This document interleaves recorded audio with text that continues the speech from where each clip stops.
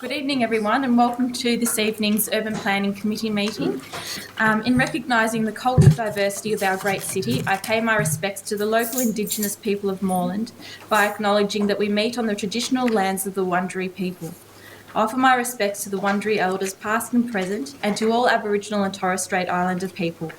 Members of the gallery, please note this Urban Planning Committee meeting is being recorded and web streamed live to Council's website. This recording will be also available as video on demand. Gallery attendees are advised that they may be recorded during the meeting. And we'll move to councillors and officers in attendance this evening. Councillors in attendance tonight are Councillor John Kavanagh. Good evening.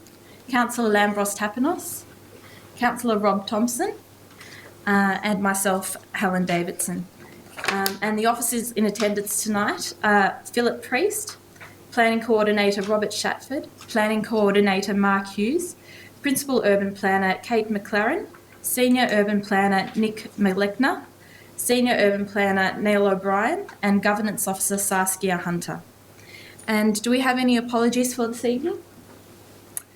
I note that Councillor Megan Hopper will be arriving at about 7 o'clock approximately, and Councillor Tapanos may need to leave at about 7 o'clock, and Councillor Gillies should be arriving at 7 o'clock, so there'll be a few people moving in and out of the gallery. And I'd also like to acknowledge our Mayor, Councillor Samantha Ratnam, sitting in the gallery. And can I have a motion for the adoption of the minutes of the 21st of October? Moved by Councillor Rob Thompson, and as the committee has changed in councillors, I will need to second that. Can I have a motion to move the adoption of the minutes held on the 21st of October? Oh, yep, Rob and myself. All those in favour? I declare that carried. And are there any declarations of interest or conflicts of interest? No. Okay. I'll just give a brief introduction now. I'd like to outline how the Urban Planning Committee meeting will run this evening. The relevant planner will introduce the report and the officer's recommendations. Then I'll give any objectors a chance to move to the lectern in front of us and make their submission. After this time, the applicant will be given the opportunity to speak. If you're making a submission this evening, please state your name and address for the record. You're requested to present viewpoints clearly and concisely on why you support or oppose the planning application. Please do not repeat what other speakers have said and keep the discussion focused on the relevant issues and points not previously raised. If you're opposed to the planning application, please inform the committee why you're opposed to the application and suggest an alternative approach which would satisfy concerns. Please use the opportunity to focus on your concerns rather than matters of detail in the officer's report. There's a limit of 3 minutes for each speaker, but as chairperson, I reserve the right to increase or decrease the time available to each speaker. And now we'll move on to the presentation of reports, the corporate services, into corporate services. So we've got submissions on the proposed road discontinuance adjoining 91 South Street in Hadfield. Are there any submissions from the gallery in relation to this? Can we go first? No. Because I'm waiting. So does anybody wish to make a submission? Yes, please come forward. Madam Chairman, Max McCready. I'm representing the applicant, and the arrangements and discussions that I've had with the council representatives we've been satisfied with, and I really don't have anything else to add. Thank you, Max. Are there any further submissions? Yes, please come forward. John Alexopoulos, I'm the property owner of the aged care facility at the rear of the property. I have arranged with the town planner to speak on my behalf, but he's got caught up in the traffic, so I have to give my version. Prior to me developing the existing facility, I had made attempts to actually purchase that very same laneway from whoever was looking after it, which was the state trustees. That's how long ago this matter goes with me, because it would have been beneficial for the aged care facility to have access to South Street for traffic purposes, even back then. But unfortunately, state trustees were not in a position to negotiate with me, and it was never taken up. Now, what's happened since then is that obviously with the running of the facility, there are some traffic issues in Virginia Street existing, and they're ongoing. And further to that is that we're proposing to extend the facility. There is sufficient land, and the land was left there from the original development specifically for that purpose. And it just seems a shame that where we require aged care beds, that this is going to be frustrating to accommodate because of the traffic issues, as opposed to that land and adjoining plots being utilised for residential purposes, which can be done almost anywhere. But there's just not enough land for aged care, and the demand is great. I was disappointed with the council prior to having consulted with the adjoining properties owners, or negotiated with the adjoining, or the applicant is proposing to purchase it, why at that stage they did not send me a note or send something to have a discussion as to whether I had an interest in that property. And I could produce the documentation to show that I've always wanted to have access to South Street. It would be a sad day if that access was closed off and to frustrate future development. That's probably it in a nutshell. And so therefore I'm in a position, and the town planner has documentation from, I'm the owner of the facility and there's an operator. I've been in negotiation with an operator, and he sent a letter through for the town planner to present to the council to show that we are sincerely negotiating. My consultant just arrived for the extension of that facility. I think I've basically covered most of the points. I mean, you probably would have done. Hope he doesn't send you a bill. A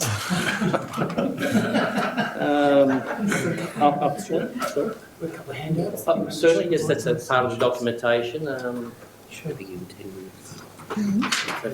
And it's the situation of even the traffic, existing traffic issues. There are problems there. Can I provide you a copy of that? Yeah, good. What else to say? I've covered the history of that, my attempt to purchase it, and the ongoing and the future extension. Great. Yes. Thank you. Do you want to speak for a few minutes? Thank you. Yeah, sure.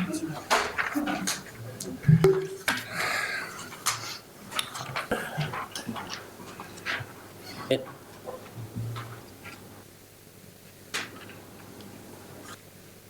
It's actually so if you wouldn't mind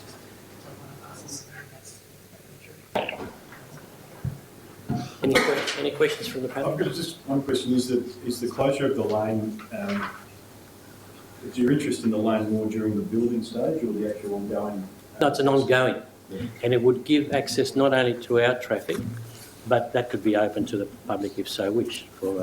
And also the residents there, it gives them access. That was the original intention when I 10 years ago, is the residents there could access South Street that has a bus service. It's just a matter of just going lengthwise, and there is a bus at the stop. But I got frustrated because I couldn't do it. And I just feel sad if I didn't make an attempt this time to get my message through. John, I might just add. I'll sit down if I might. Yes, thank you for your submission. Thank you. My greatest apologies for being late. I just wanted to add the documents I've just provided you. The first of those is a letter from Craig Care, who operates John's facility at Virginia Street, and really what it attests to is what John was saying, that they're in ongoing discussions and investigating this proposed 35 to 36 bed extension to the existing facility on the vacant part of the site. And those discussions between John as the owner and the operator, Craig Care, are ongoing and have been for some time. So really what John's hoping to is we can just put a stay to this current discontinuance to allow that to take its full course. And the other letter was actually a letter from 2006, which was from John himself to estate trustees. And at that time, they remain, I understand, the entity or the owner in control of the right-of-way land. And that's just really verifying for the benefit of the committee that John indeed wrote to them in 2006 after he'd acquired the site, just to express his interest in acquiring the land. And as John just mentioned, since then they haven't been able to come to terms. But needless to say, you can imagine John's surprise when, in the proposed discontinuance, it appears that the owner of the adjoining site is looking to absorb that into their property to develop it. And John just feels that there hasn't been the opportunity to fully explore what's really in the best interests of that property at 91 South Street, indeed his aged care facility, and the surrounding area, notwithstanding Virginia Street and the residents there, and traffic moving through that street in relation to the existing and a potential extension to that. So I won't add any more. My apologies again for my lateness. Thank you. Yeah. Are there any questions from councillors? Yes, Councillor Kavanagh. Can I ask the gentleman a question? I was on council at the time of the application, the original application, yes. And I remember the objectors in Virginia Street. At the time, I remember us trying to encourage you to buy a property on South Street. I think it was a cream. You bought that property? No. I went right through all those adjoining properties. There was a cream brick one, I remember at the time. There was a cream brick one, I remember, like 103 or 105. Yeah, nothing came up. No. I would have purchased it, and I did contact. I knocked on the door. Yeah, no worries. Thank you. I just want to see if my recollection was correct on that. It's so critical for having access to South Street. Yeah, I remember that at the time. All right, thank you. Thank you. Are there any further questions from councillors? Are there any further submitters in relation to this? No? Okay. No further submissions? Okay. The submissions have been noted. I'll ask for a councillor to move a motion. Councillor Kavanagh, second by Councillor Tapanos. All those in favour? I declare that carried. And we'll now move on to the Planning and Economic Development Activity Report for the September quarter. And I'll just give a brief summary of the report for the benefit of the gallery and advise them about what goes on. So there's been a 28% increase in the number of applications in the September quarter, which has put an even greater pressure on the Planning Services Department. Despite this, decision-making has remained high, with 17% increase in decisions. Officers have been working overtime, and there's been a slight reduction in the backlog, dropping by 7%. Because of the high workload, timeframes again have been affected. The statutory timeframe has increased to 70 days. And just in relation to VCAT, we've won 69% of cases that have gone to VCAT. So I commend the officers for all their hard work and look forward to the future year ahead. Can I move Yep, I'll move that the report be noted. Can I have a seconder? Seconded by Councillor Kavanagh. Can I speak to it for a moment, yes, please? Thank you. I just want to put out one thing, and people who have been on the Urban Camp Planning Committee with me previously would know this is one of my bugbears. Page 20 of the report outlines the fact that planning applications have not increased. Statutory planning application fees have not increased for 14 years. We are forbidden for charging applicants more than what the state tell us that we can charge them. This means that although we have a very efficient planning organisation, that in this quarter the expenses of the planning team was $1,086,749. The amount that we are able to collect in fees is only $469,283. This means that because the state government refused to raise these fees, and I can't think of any other fee that has stayed statutory for 14 years, that the Moreland ratepayer in that quarter had to subsidise the development industry to the tune of $617,466 for planning applications and planning submissions that most times they don't want. It is absolutely, completely wrong, and I raise this all the time. We should be able to charge what it costs us to provide the service, not have the ratepayer having to subsidise the development industry. It's very wrong. With $617,000, Over a year, we're looking at $2.4 million. Think of what council could do with that money. Thank you, Councillor Kavanagh.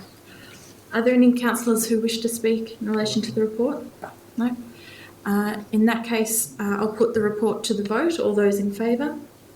I declare that carried. And we'll move on to the first application for this evening. That's 151 Melbourne Avenue, Glenroy, planning permit application MPS 2015-526. And I'll pass to the officer to outline the application. Thank you. This application proposes the demolition of an existing dwelling, outbuilding and front fence in a heritage overlay at 151 Melbourne Avenue in Glenroy.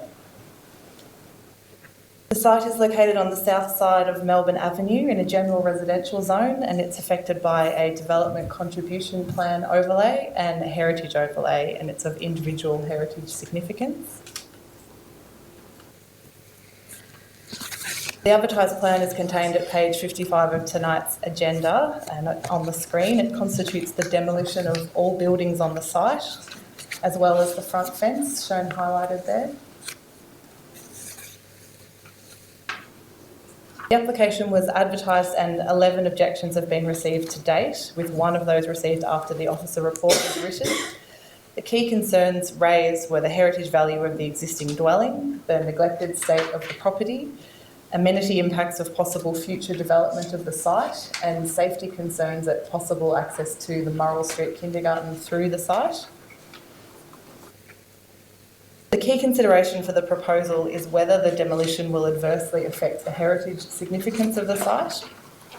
And the applicant did submit engineering reports which found the dwelling was in poor condition and requires substantial repair.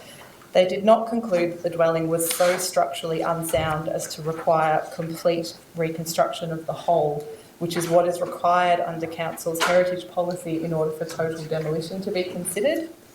And Council's heritage advisor advised that even with substantial repair undertaken, the dwelling would still be of heritage significance for its unusual form and architectural style and for what it tells us about the history of Glenroy.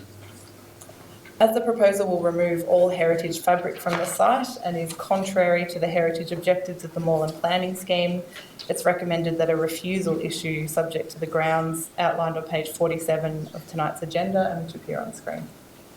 Thank you. Are there any members from the gallery who wish to speak in relation to this application? Yes? Good evening. My name's Brian Wordsworth and my family owned that property until January this year, so I just want to make some comments about the property and what it means in a heritage and a significant sense for the city of Moreland and also for Glenroy in particular.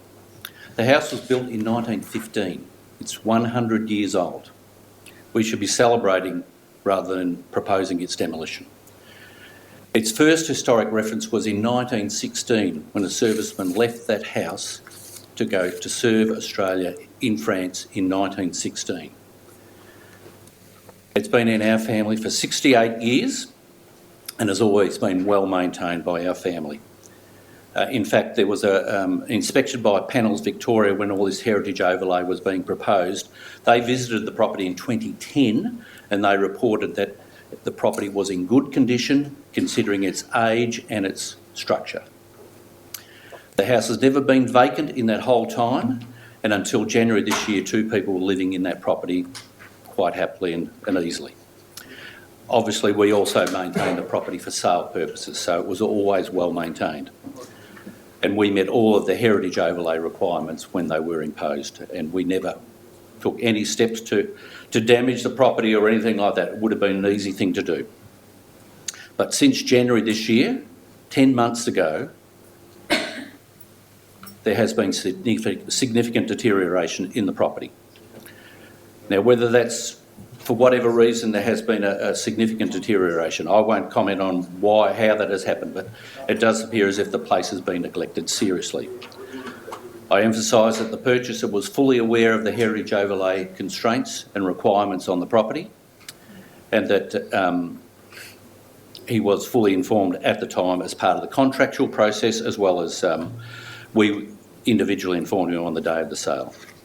It's my submission that the council really is obliged to enforce the heritage overlay and ensure that the property does not deteriorate any further. It has deteriorated enormously in 10 months. It is just wrong that this has happened. If anything, I think as a protection for the council, my submission would be that the area on which the house currently stands, at no time should there ever be any building permitted to be built on that part of the property, at least.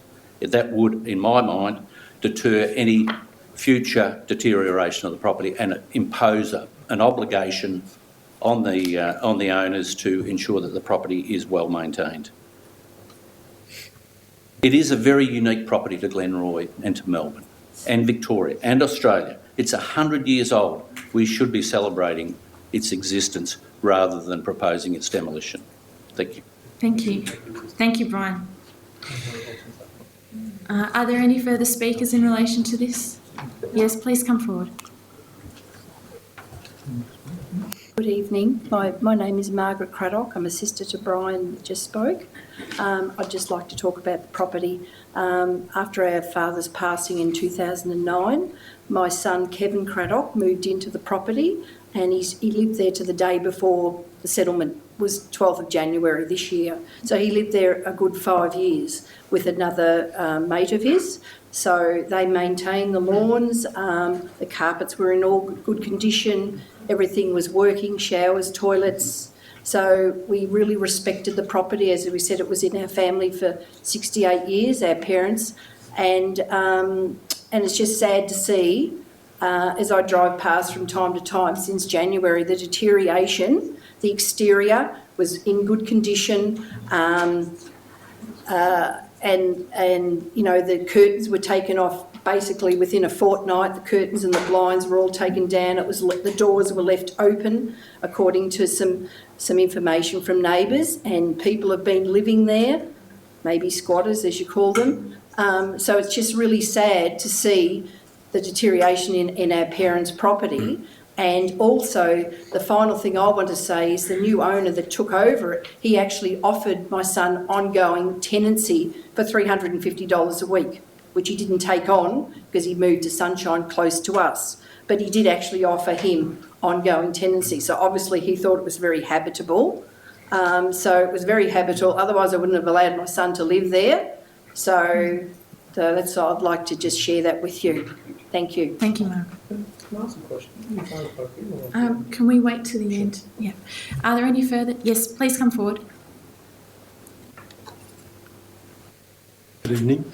Leo Maguire is my name. I live in 162 Melbourne Avenue, Glenroy. I live directly opposite the subject property.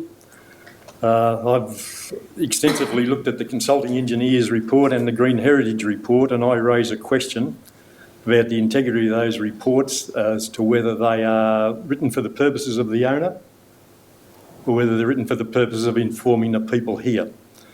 I recently attended VCAT as an observer in a case there, and in the findings in that particular case, an expert report was significantly criticised because of the bias in the report.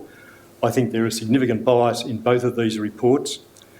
I have submitted a large number of photographs with my objection to the proposal, and my photographs don't support a number of issues raised in the experts' reports, particularly about the horizontal planes of the building, the levelness of the roof line.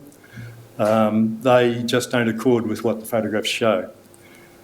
I believe the owner has apparently chosen to, or his agents, they have chosen to leave the front door open, and I see people going in and out regularly.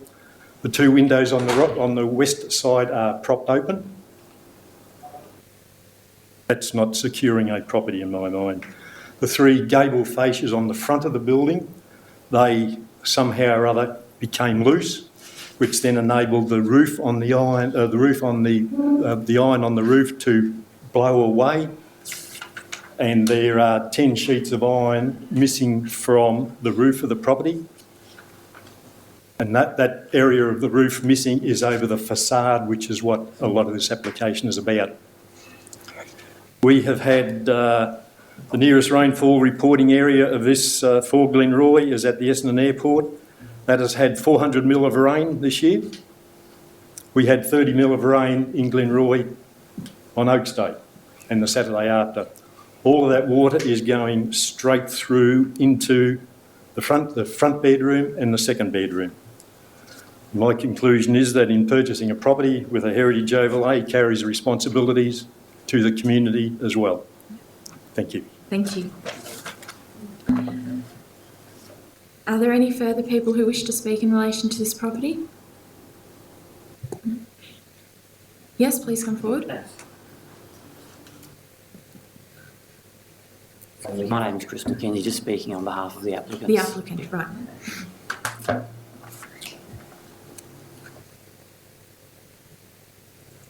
We've always recognised that this is somewhat of an unusual application seeking demolition of an individually listed building. We've not shied away from that fact in our discussions with your council planning officers and your heritage advisors.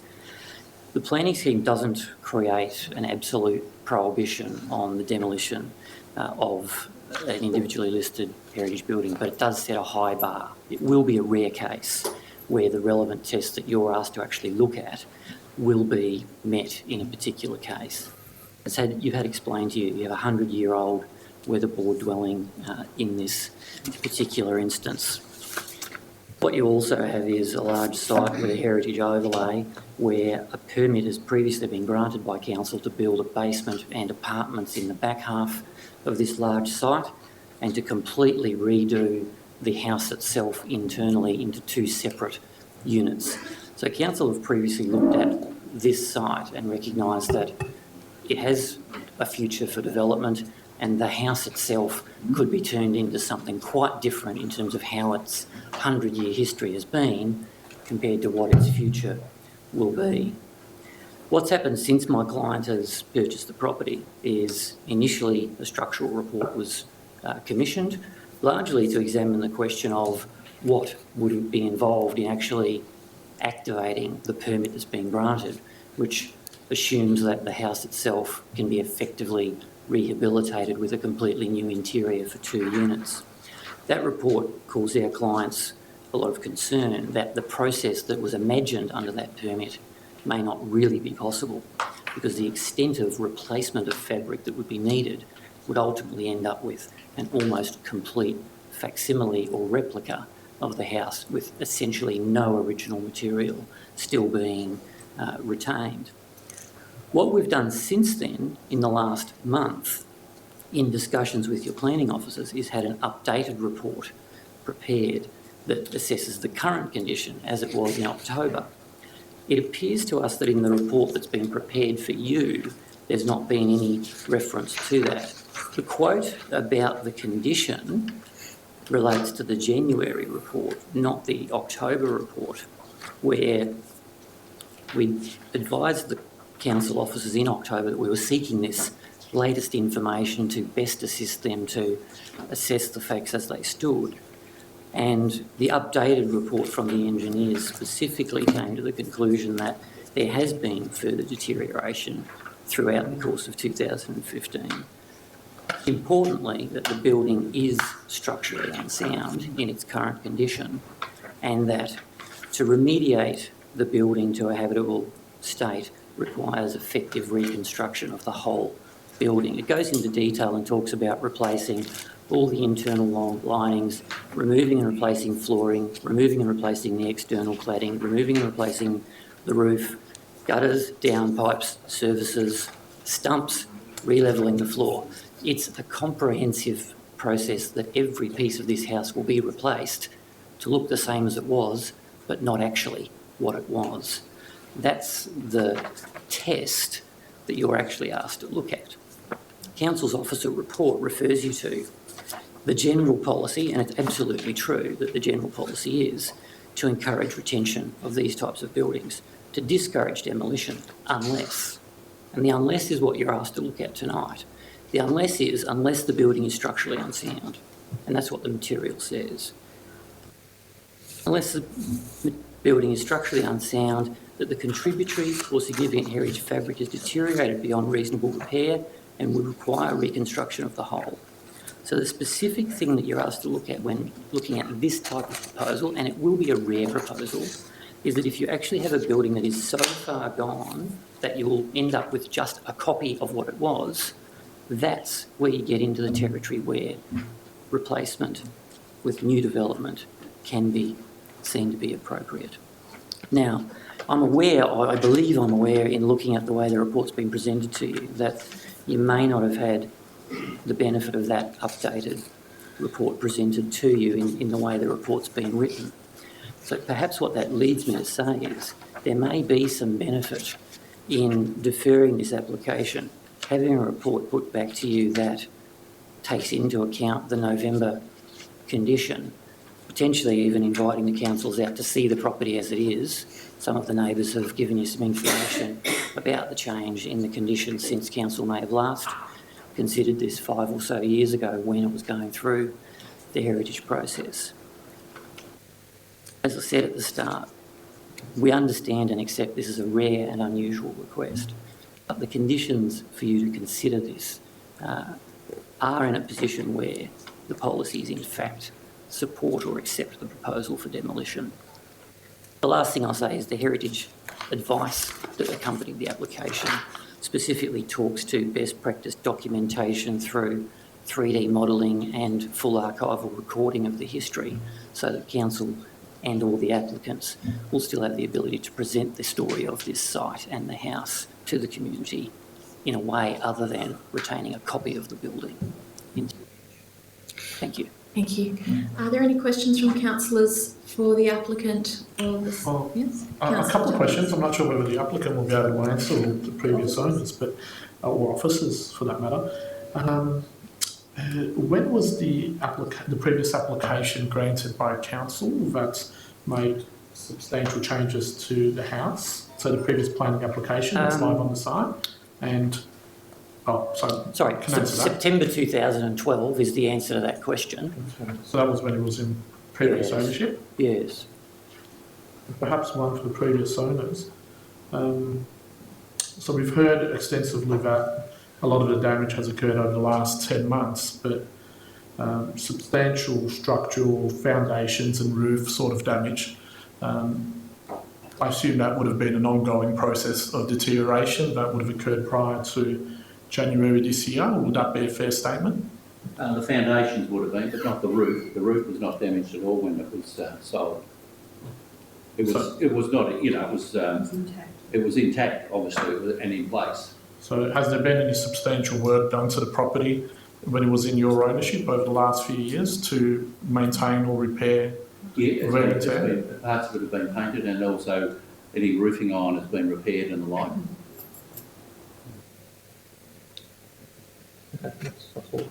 Sorry, there was one thing that I didn't get to cover. I do apologise.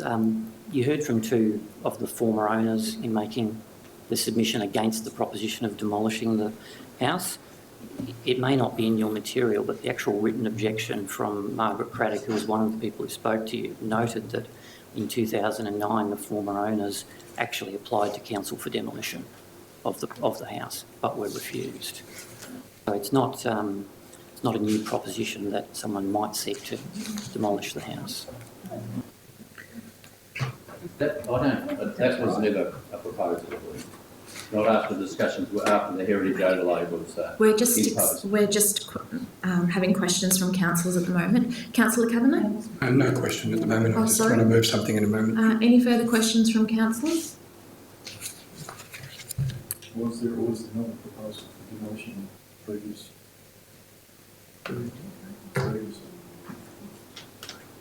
Where did that information come from? I've read that straight from the objection submitted by Margaret Craddock to council in response to our application. I'm not personally aware of the application, I'm just taking it from the objector.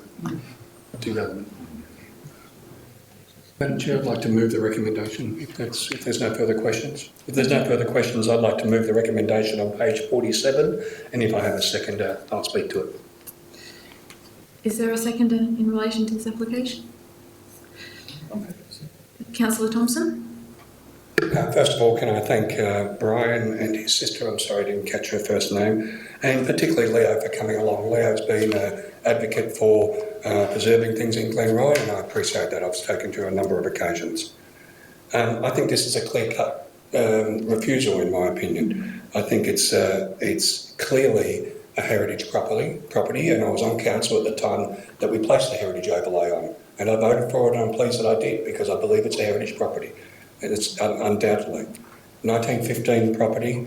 I live in a 1922 property myself, and I'm proud of everything about it. And I was in some of the residents the other day who had a 1925 property, I think, and I'm sure, and they're so house proud of their property. We have heritage overlays to protect the heritage. That's why we have them.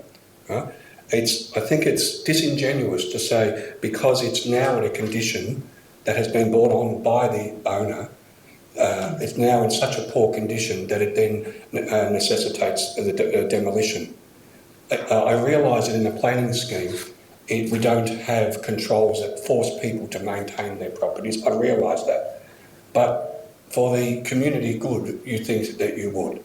I really think that much of this demolition application is because it sits on a property of 1,879 square metres. I think we can talk in other riddles and we can talk around it, but that's the key. The fact that it's 1,879 square metres in a premier spot in Glenroy. Well, I think when you purchase a property, you do have a moral obligation, if not a legal obligation, to maintain it and to embrace what that property has to offer. And it's disappointing to hear the stories that since January, the deterioration in the property, but it's certainly, I'll be very confident in saying that I won't be endorsing the actions of the people by giving them permission to demolish. I certainly won't. That's the only role that I have in the planning scheme, and I'll be making sure I exercise it properly. Thank you, Councillor Kavanagh. Are there any further speakers? Councillor Thompson? No, thank you. Are there any further speakers in relation to this application? I might say a couple of words. Councillor I might say Thompson? a couple of words. And I too was on the council when we applied a heritage overlay some years ago. And certainly decisions on this committee are quite tough decisions, and we have to balance a number of community goods as well as, which certainly heritage is one of those, as well as finding what the best solution and the best use of that site is. And there's no doubt the site will be developed. There's already an existing live permit on the site for a number of dwellings, which was granted in 2012. So looking in that context about how we preserve or maintain the building, if it is to be entirely rebuilt and if it is to be a whole new construction effectively, but an imitation of what it was, then that's not heritage. That's not the purpose of our heritage overlay. So I think that we need to give this one a little bit more thought. It would be advantageous to actually have a look at the site, especially if we have contradicting information about it. I like to know whether it could be preserved, because certainly I agree, but it's a significant house and there's actually not many significant properties in Glenroy and, for that matter, north of Bell Street that have a heritage overlay. But in making these decisions, and I think I stated this when we applied this application, it's certainly a balance that we need to consider, a balance of what is in the community's interest as far as preservation and also what is in the owner's interest about future development and use of that site. We certainly don't want this site to sit there derelict and underutilised. We want to see something occur.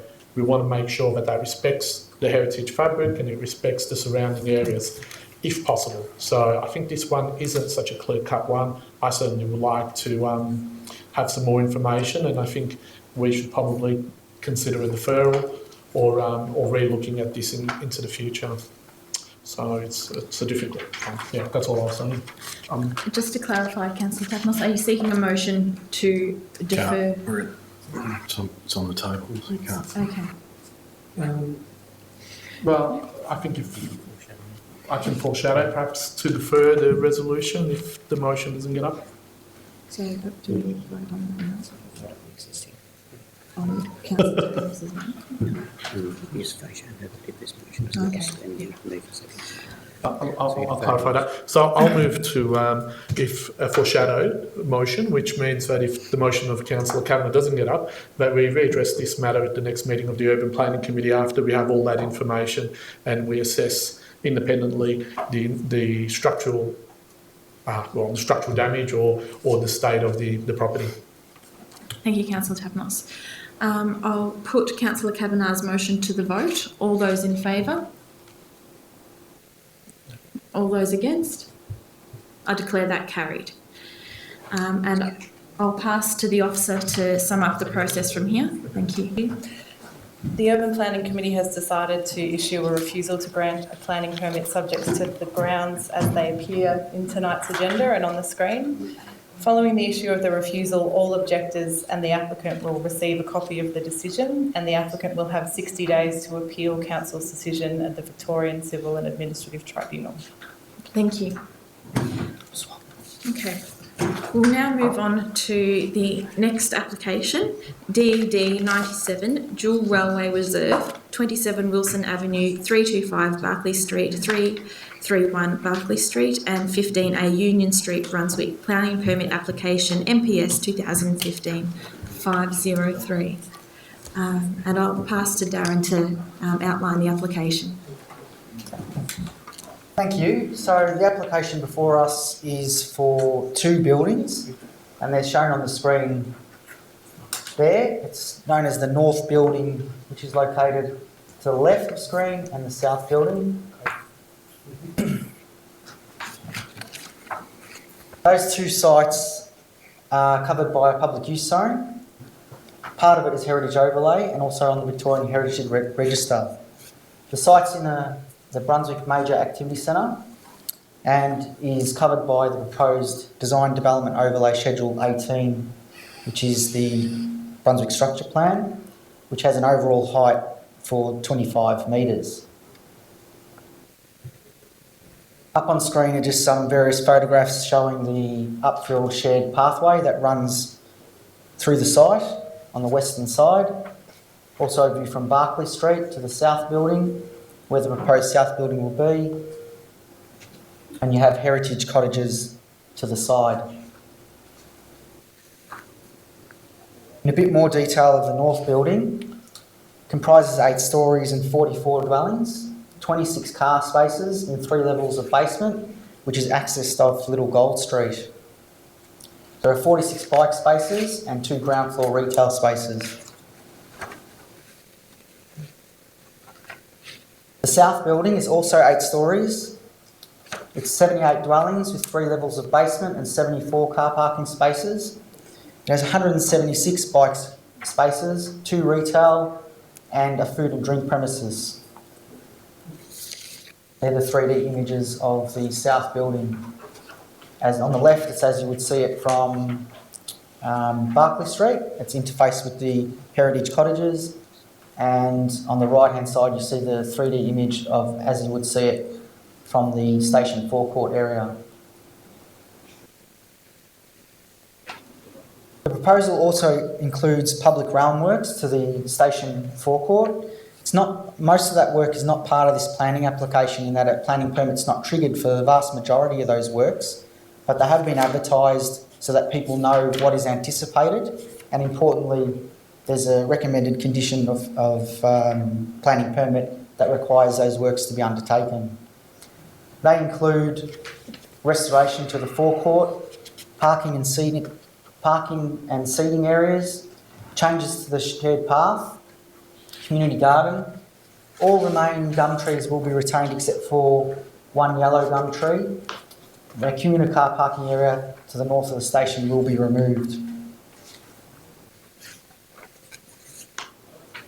In terms of public consultation, there were 610 notices sent to owners and occupiers and 9 signs placed on site. On the 14th of September, a public information night was held where people could drop in and ask questions of council officers or of the applicant. And on the 28th of October, a planning information and discussion meeting was held as well where people could ask questions and discuss the application. Following the notification period, 29 objections were received. They're all listed on the screen in front of you, as well as the location of the objectors. I'm not going to go into detail in response to all of those concerns, but the report does that.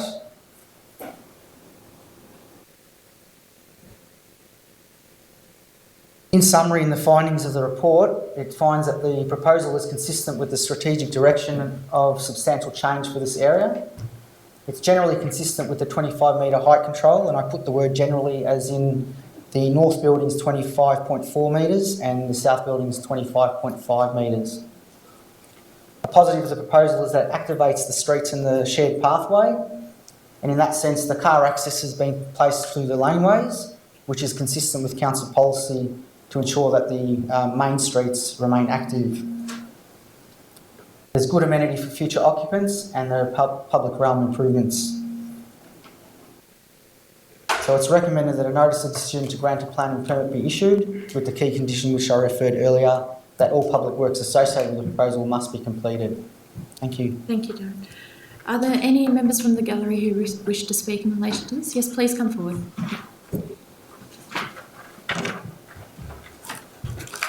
My name is Peter Flanagan. I'm a resident of Barclay Street.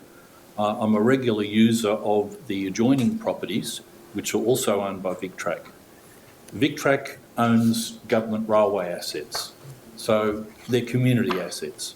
And this proposal damages some of the other assets, and that's the basis of my objection.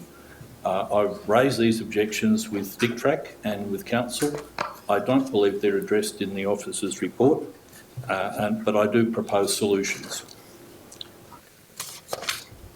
The railway station, which I use daily, has a single entrance at Wilson Street, which is shown in the photographs, but most of the people who access the station come from the north or south. They either come from the Union Street level crossing or further north, or they come from the Barclay Street level crossing or further south. They don't come in that entrance. What we have here is a historical thing whereby originally tickets were sold in a ticket office and tickets were collected at a gate. It doesn't work that way anymore. You don't even have to top up your Mikey card at the station. And when I spoke with the VicTrack people, they said the use of the shared path is a problem. It's something that we have to solve. We don't like the idea of the cyclists coming down there. Now, I was on the council bicycle plan committee, and in 1989 we came up with a plan to encourage people to walk and cycle, and we did a lot of work along the upfield path to make it more useful. With this proposal, they're narrowing the northern entrance to the path because the current building, which is at Union Street, is not the boundary of the new building. So they're narrowing that entrance. And what I'm proposing is that we could actually have ramps to the platform at the north and the south, and people could enter the station, not from Wilson Street, but from the ends, so there would be less interaction between pedestrians and cycles. And if you notice the site, it rises from Union Street to the station entrance and then falls to get down to Barclay Street. Well, if when you're digging the really big holes to put in the underground car parks, you dug there and made the whole path flat, then if you really wanted to have an entrance at Wilson Street, it could be a bridge, an overpass.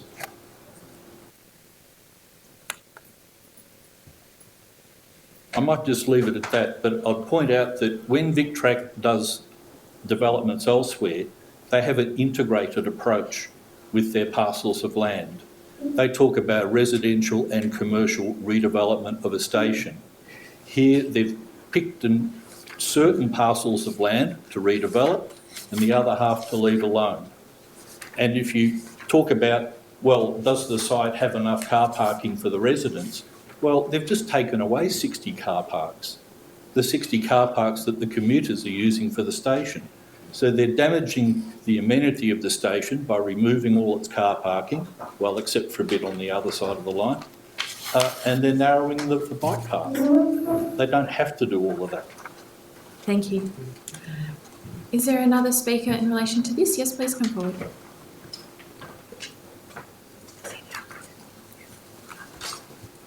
Thank you, Madam Chair, councillors, council officers. My name is Rob Kelderman.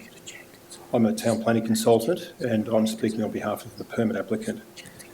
The permit applicant, Neo Metro, with VicTrack, acknowledge and support the council officer's recommendation to grant a notice of decision, or to issue a notice of decision to grant a permit. This application has reached this point in a high spirit of cooperation. There has been a long lead-in period to the application being lodged, where the application was formulated with significant input and consultation with council officers, with the Government Architect's Office, with Heritage Victoria, with Bicycle Victoria, with the community and various other authorities, Public Transport Victoria and so on. That is where this application sits at the moment.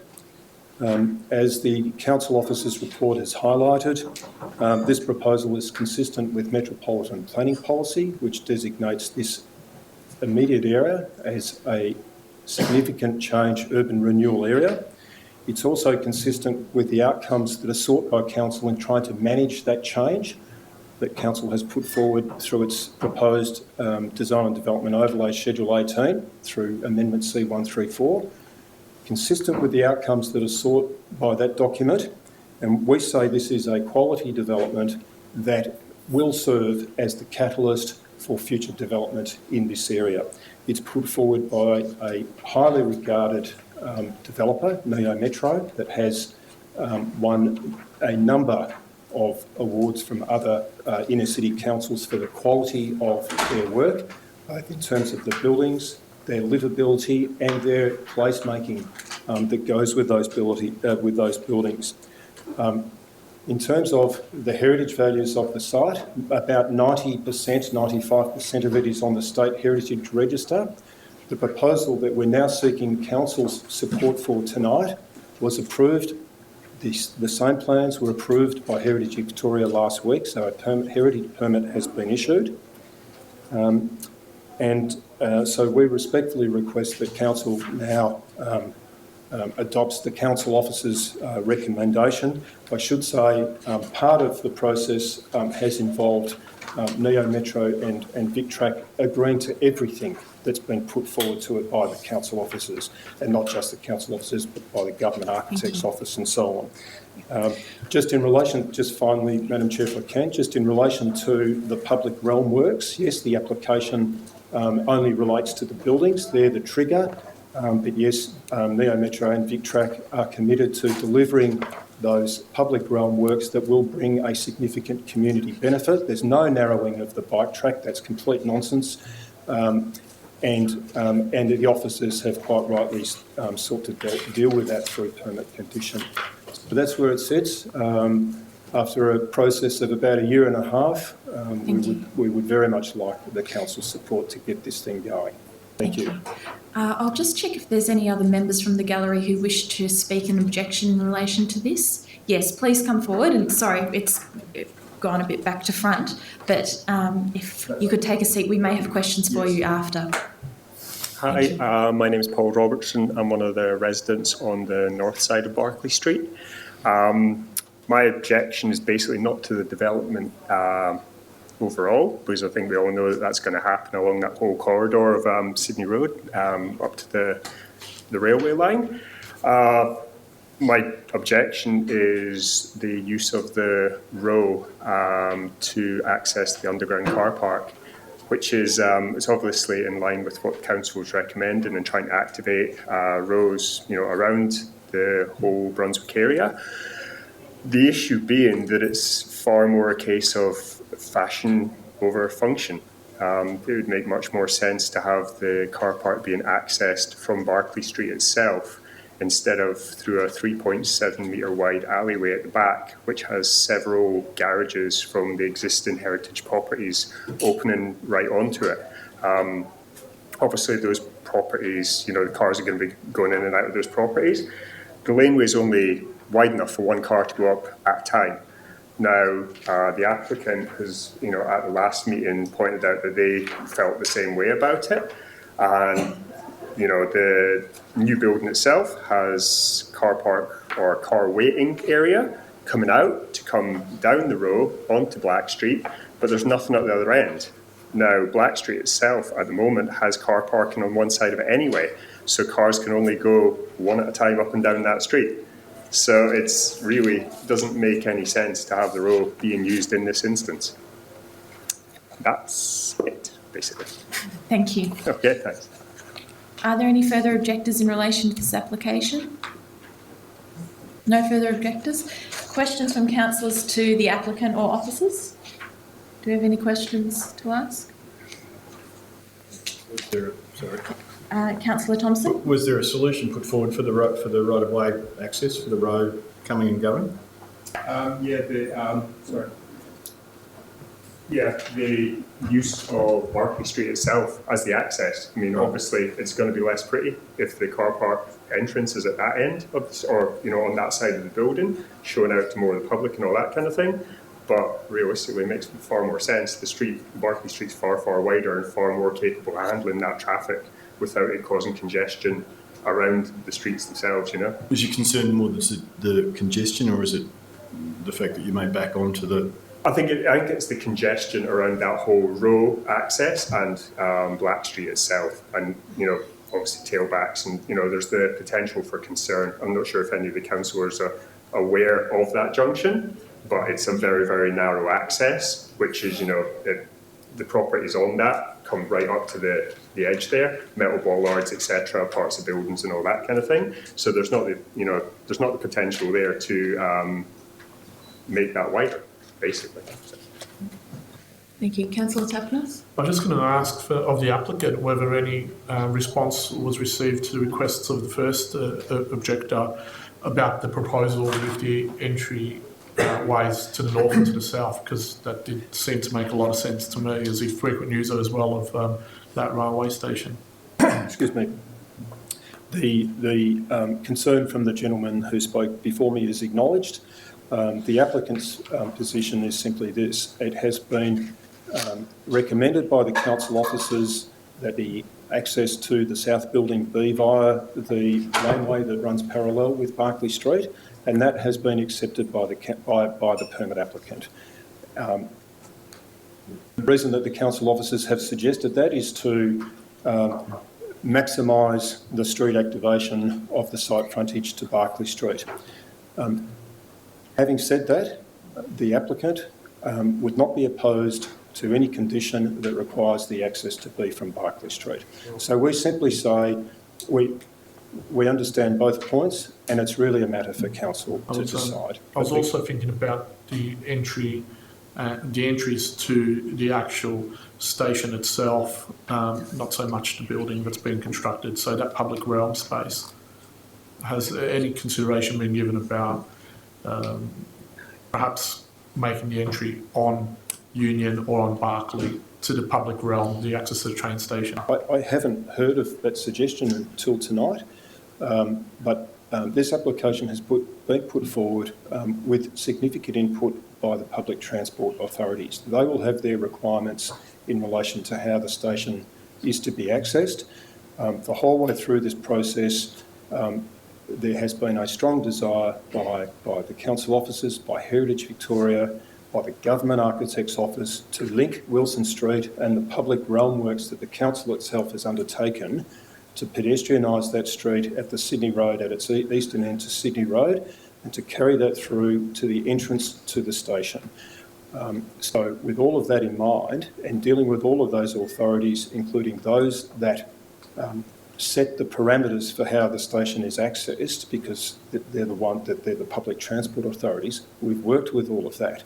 I can't comment specifically on how alternative access might be provided to the station, other than to say to you that is not what is proposed. Your job, with respect, is to decide what is proposed, and not to be to stand in the shoes of those authorities that have that expertise. With respect. Thank you. Are there any further questions from councillors? Can I just jump in? Sorry, there's no more comments from the gallery in relation to this. Is there a motion that councillors wish to move in relation to this application? I'd like to seek a 5-minute adjournment to discuss the Barclay, to discuss the points that have been raised about vehicle access, because these are new to me. Is there a seconder for a 5-minute adjournment? Seconded by Councillor Kavanagh. All those in favour? Turn it. I declare that carried. We'll just adjourn for a short time and we'll come back.